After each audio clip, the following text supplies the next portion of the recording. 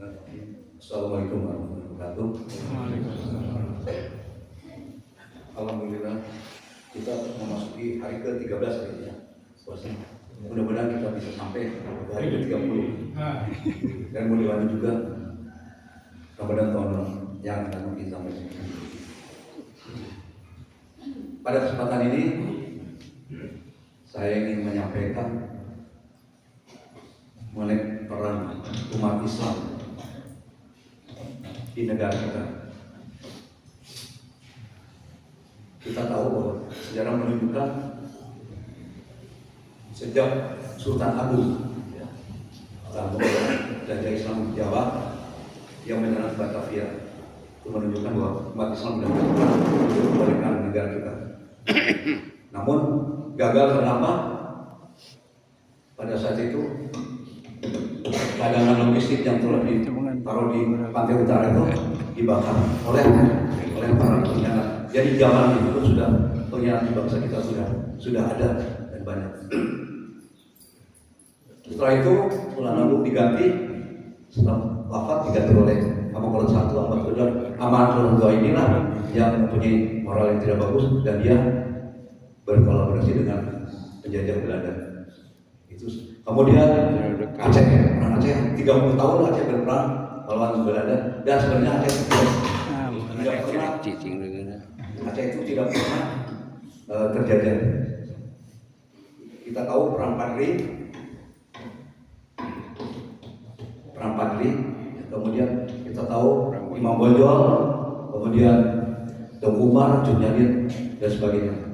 Itu orang-orang Islam semua. Itu mulai berperang mulai Belanda. Kemudian perang di Penegoro selama 5 tahun, tahun 25 sampai tahun 30, 1825, 1830. Akhirnya karena siasat Belanda, Diponegoro ditangkap pada saat perundingan dan dibuang ke Makassar, meninggal di Makassar. Kebetulan saya pernah berada di sana dan pernah datang ke makamnya juga. Dan keturunannya rahasia. Waktu itu ada salah satu keturunannya mau masuk tentara hanya untuk pangkat catangan dia untuk prajurit. Kemudian juga kita lihat perang atau peristiwa Bandung Lautan Api. Bandung Lautan Api itu saja.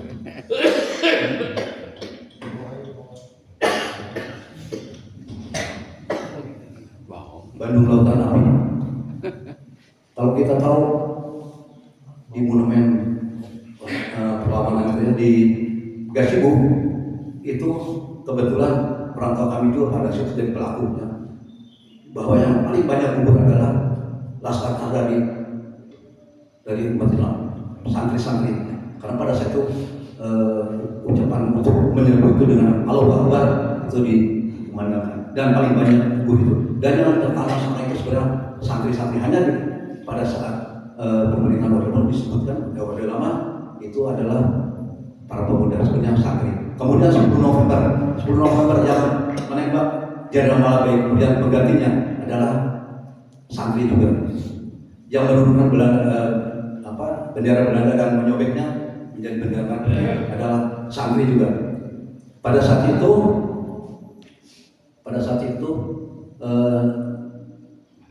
Bung Karno minta supaya kepada bapaknya Gubernur ya, Asari, tolong bagaimana ini ya.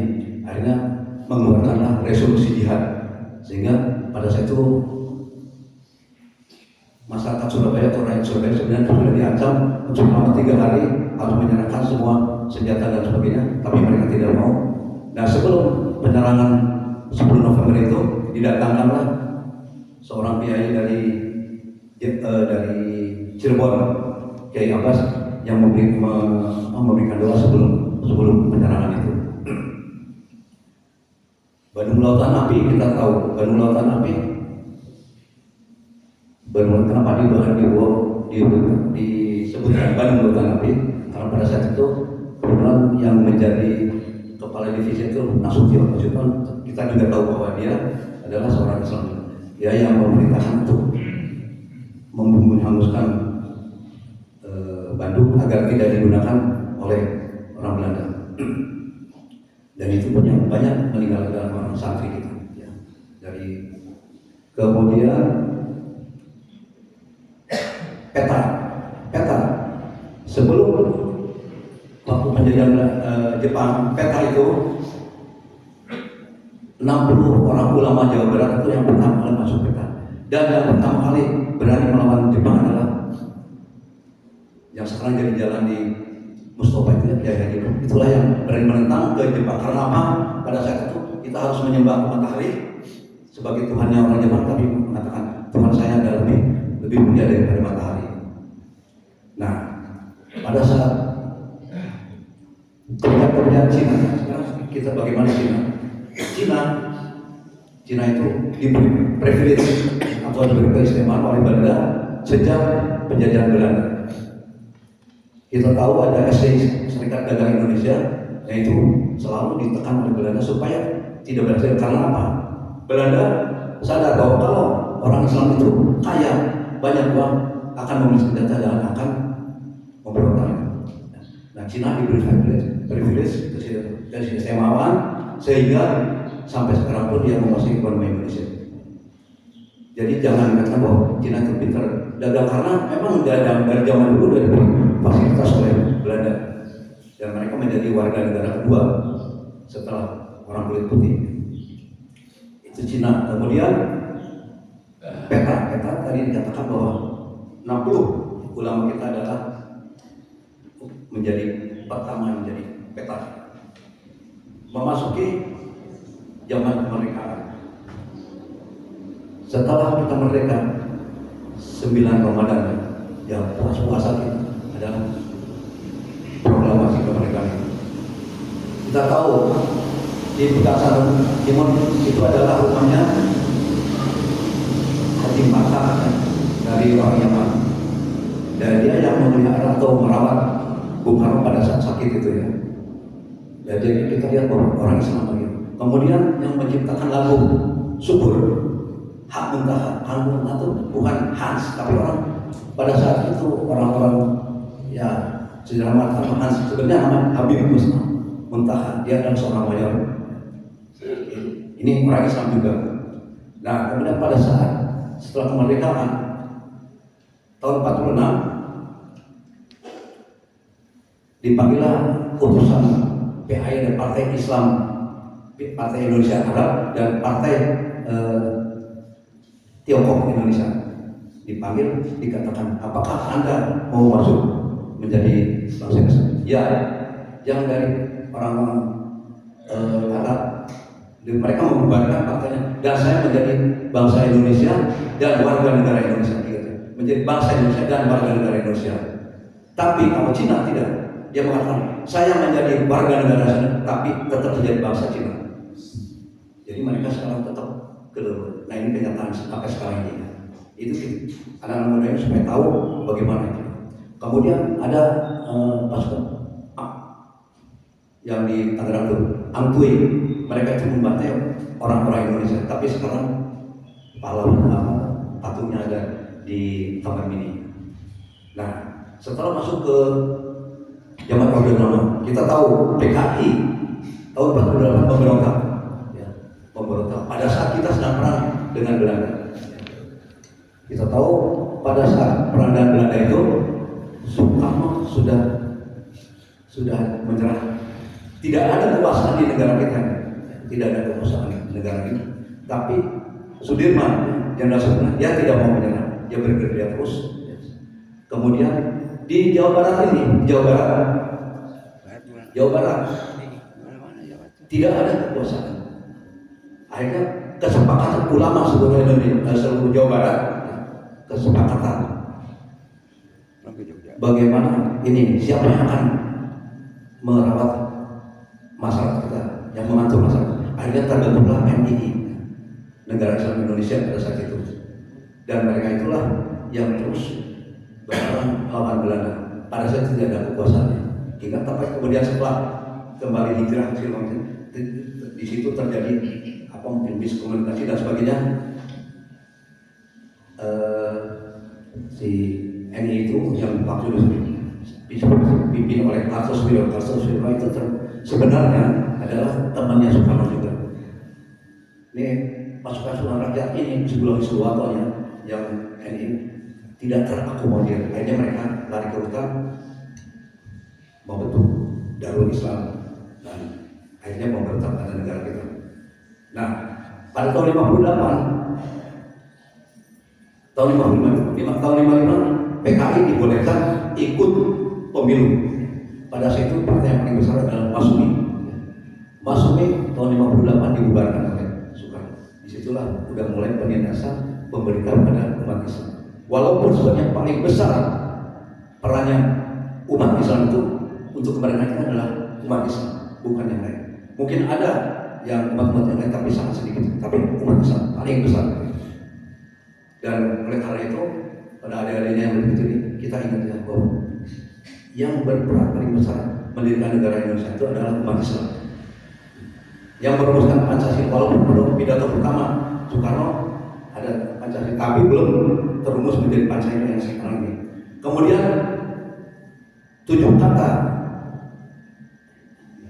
di yang pertama ketuhanan yang Maha Esa dibuang. Wajib bagi umat Islam untuk menyelesaikannya dibuang.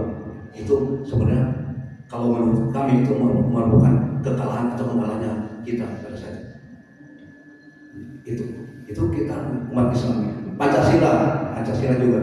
Kemudian Undang-Undang Dasar 45 banyak dirumuskan oleh umat Islam. Ingat BPUPKI dari 8 orang hanya 1 orang yang umat Islam, umat Kristen, yaitu Mr. Maramis. Semuanya umat Islam. Kemudian setelah kesini zaman Orde Baru kita tahu bagaimana umat Islam dipojokkan, walaupun pada saat penumpasan GTI oleh PKI ada banyak peran-peran umat Islam juga. Kita tahu peristiwa Talang-Sari, pembantian umat Islam di Talang-Sari di Lampung. Kemudian peristiwa Tanjung Priok, itu sudah terpojokkan. Namun pada akhir kekuasaannya Pak Soeharto pada saat itu menyadari bahwa umat Islam sebagai yang terbesar perannya untuk Indonesia. Kemudian pada saat reformasi kita tahu bagaimana 10 tahun terakhir ini cap radikalisme, terorisme diterapkan pada umat Islam.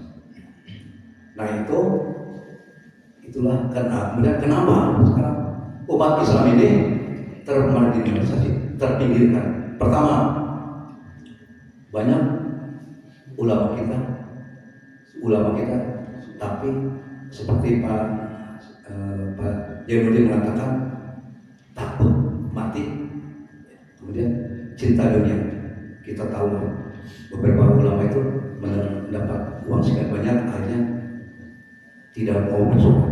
Dan dikatakan kenapa para alim ulama tidak mau berbuat, karena mereka hanya penumpang hidup, hanya penumpang hidup, tidak mau berbicara. Maka dikatakan adalah apa istilah itu setan bisu. Walaupun mungkin dia tahu bahwa ini salah tapi tidak mau mengatakan. Dia tahu bahwa ini benar tapi tidak mengatakan. Para ulama pun, para dai pun lebih banyak amar ma'rufnya pada saat khotbah maupun tausiah, tapi tidak nahi mungkarnya tidak pernah. Kemudian faktor ekonomi sudah dikuasai oleh oligarki. Memang itu sejak zaman dulu. Kemudian juga perpecahan di tubuh umat Islam sendiri. Kita tidak pernah bersatu. Ingat saja, untuk menentukan lebaran aja, untuk menentukan lebaran itu pun bisa berbeda-beda. Dan banyak sekali sebenarnya hal-hal yang menyebabkan umat Islam ini termarginalisasi. Ya, faktornya banyak, faktor ekonomi, faktor pendidikan, faktor pemerintah yang mengintimidasi dan lain sebagainya. Saya kira itu yang bisa saya sampaikan. Wassalamualaikum warahmatullahi wabarakatuh.